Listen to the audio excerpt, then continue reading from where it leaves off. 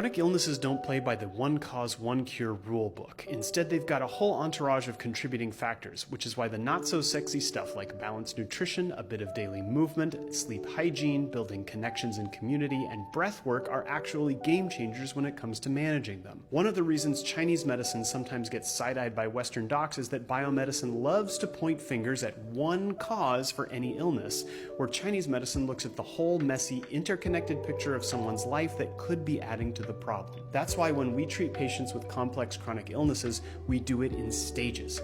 There's no magic bullet for things like long COVID, fibromyalgia, rheumatoid arthritis, type 2 diabetes, or MS, but there are steps, and when taken in the right order, those steps can lead to remission. The best part is that there's actual biomedical evidence to back this approach up, and I think that's pretty cool. Two of the most common stages we use in TCM involve clearing what we call dampness, also known as excess biofilm from unhealthy bacteria and yeast, and tackling blood stasis, or put simply, poor circulation. Stress, injury, or even infection can mess with our circulation, but the kicker is that you don't move blood until you've cleared the damp. Why?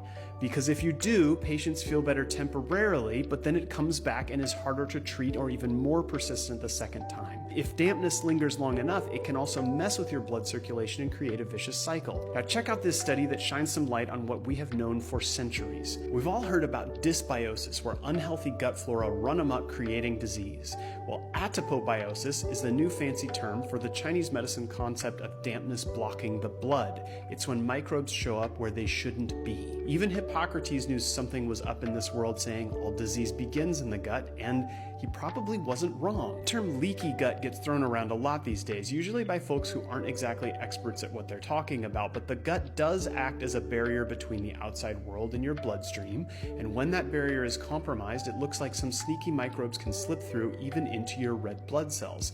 And those microbes might play a role in Alzheimer's, Parkinson's, diabetes, and cardiovascular disease.